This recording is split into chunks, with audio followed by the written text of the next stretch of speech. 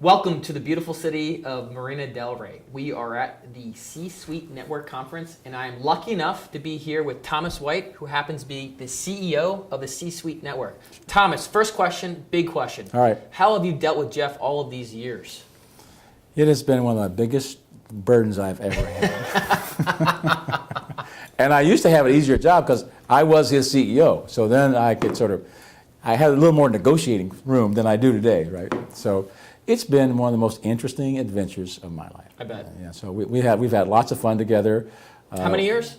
19. 19 years. 19 years.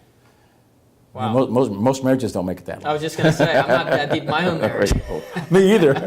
Not this time around. Last time I have one that's longer, but not this one.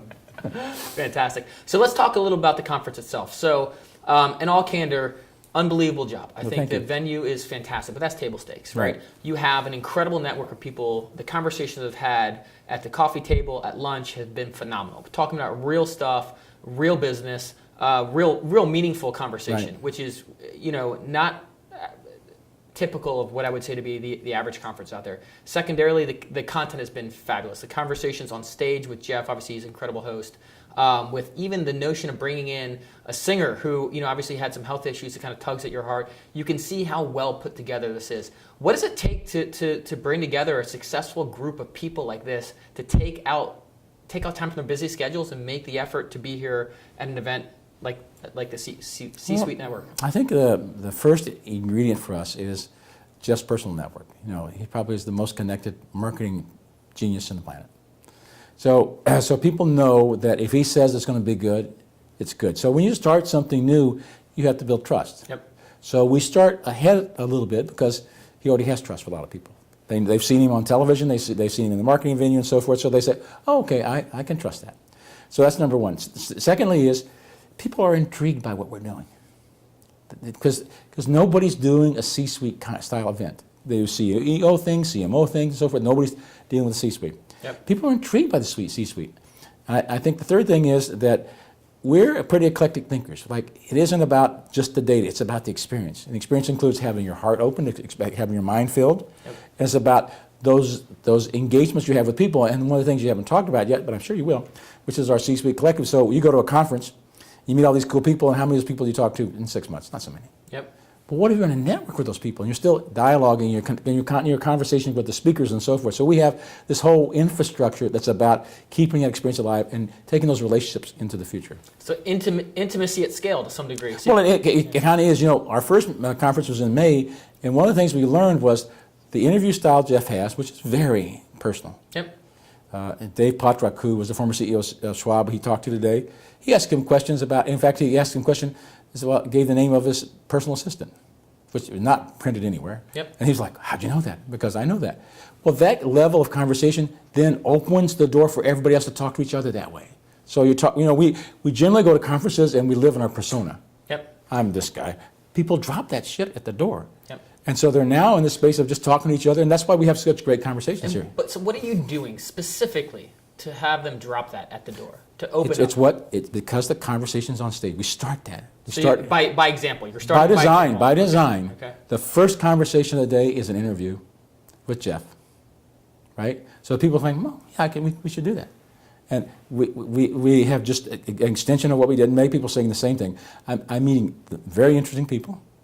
I'm having conversations I always hoped I would have, but I'm actually having them now. Yep. So that's what you go to conferences for. The content's a bonus, quite frankly. I mean, I'm glad you love it, and it'll always be great. But if you meet interesting people, and you can take those relationships home with you, and not only that, but people are doing business. Yep. We have somebody here who talked to one of our sponsors in May, but didn't understand it. They sat down and had dinner last night. They just inked a huge deal. You gotta love that. And we're not here. We're here for it, but because two CEOs could talk. Yep. There wasn't a salesperson involved. The CEO having a CEO on that. Now I get it. Yep. How do you, in order for that community, what you just described, a thriving community, whether it be physical or online, you have to curate it well. How do you do a job? How do you curate the group that makes it here? Well, we focus on two types of people. C-suite leaders from companies bigger than $10 million. And we don't say this publicly, so I'm going to say this, and it's like I'm letting you in on a secret, okay? Interesting thought leaders. I call those C-suite advisors. People that have something to offer that will stimulate the thinking of C-suite leaders to help them be more successful. We invite them into the collective, but they have a requirement. You don't run a $10 million company? Fine. Write something original every month in the collective that's going to stimulate our thinking. So it gives me content that can be engaged. Sure. And value. It gives value to the community. Well, they love it, so they're not going to go anywhere else and find this content, right? Yep. So that's how we curate the people. You also have to curate the content. So we have, we're like prolific content creators. We create TV, we create radio, we create educational things. We know how to create great content. But then how do you get people to engage each other? Once in the virtual space is hard, but You're doing my job for me. I love this. Thank you. I've been on this side. As you know, I've been on this side of the microphone too. I love it. But so then the way, how do you get people engaged? Well, that's the hard part. I mean, you know that, having done your work with clients that have that space, right? Well, I don't have the answer yet, but I'll tell you some data that shows some things that are happening. We did a beta of our online community collective. We sent out about 250 invitations, and we had about 60% of the people say yes. Which isn't bad. And about that 60%, probably half of them were active every week. Still isn't bad. But we were bumping along about 300 or 400 page views a week. So people say that's pretty good, right? Yep. We redesigned the system. We redesigned our whole approach. We added something called the concierge. Their job is twofold. One, their job is to, whatever help you need relative to using this, they'll answer within 30 minutes always. Boom.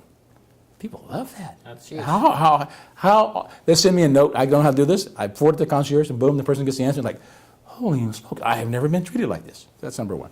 Number two, the concierge is saying, hey, Dad, did you know these 5 people who live in your area who are interested in this type of stuff, just join the collective. But you might want to reach out to them.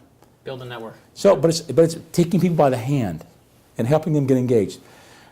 We're supplying lots of, so like this conference, as soon as the presentation is done, it's in the collective. And then the video behind it will be there 2 weeks later. Yep. So you keep that alive. So I was telling you we're at 200 or 300 page views a week.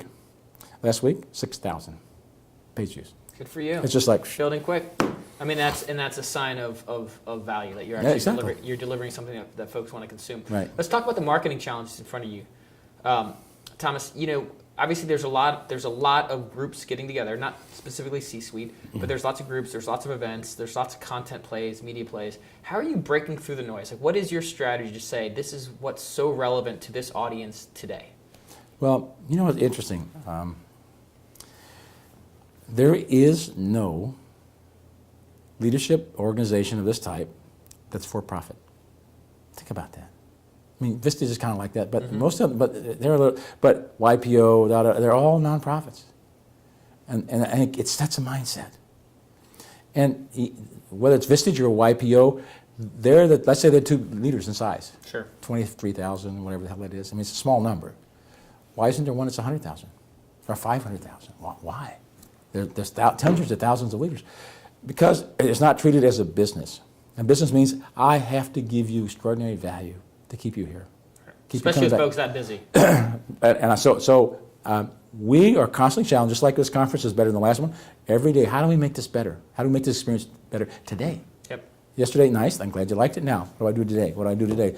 My morning starts at 8:30 call with our community manager. What's going on? What do we do well? What can we improve? Every day. Because I want, and it'll change over time, but I want to make sure that we're doing that. Now, how do we find these people? Easy to find. I mean, you can define your data set and find those people. Sure. But they'll start hearing the noise. Some people come by curiosity, so your early adopters will come. The next level of people in an adoption market, they're going to come because their friends say they like it. So we'll make it easy for you to invite a friend as long as they're qualified. In fact, inside the collectives, the thing says, invite a friend. Yep. That friend is, they hear you, hey, Dad has a good experience, I want to try that out. And everybody can join free. Now, our business model isn't always free. We will add higher level services that give greater value. They're subscription based. But you can always be a general member of the collective for free. Yep.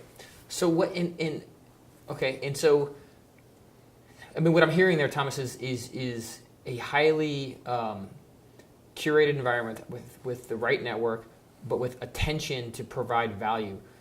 Are there any other pieces that are part of that secret puzzle that you're putting together? Well, I think we're learning. I mean, it's like there's some other things that are going on in the marketplace that are intriguing me. We're doing some significant fundraising right now because we didn't think we wanted to move this at a particular rate. We find that we need to move faster because of market opportunity. Yep. And that market opportunity, in my opinion, is the collapse of the privacy of LinkedIn.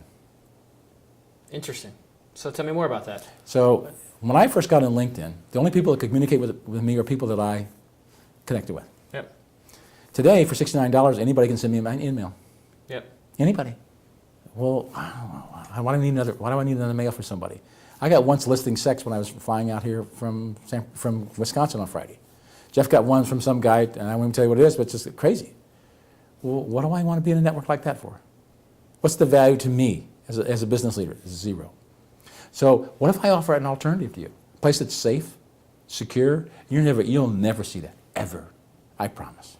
So you're taking on LinkedIn. That's a big, bold move. Well, I love it. LinkedIn won't give a damn about me because they're 300 million, I'm whatever. Not yet, soon. But I tell you what, LinkedIn may have 300 million. What if I had 500,000? But I have 500,000 of the most powerful leaders on the planet. Right. Will my network be valuable? Of course it will be.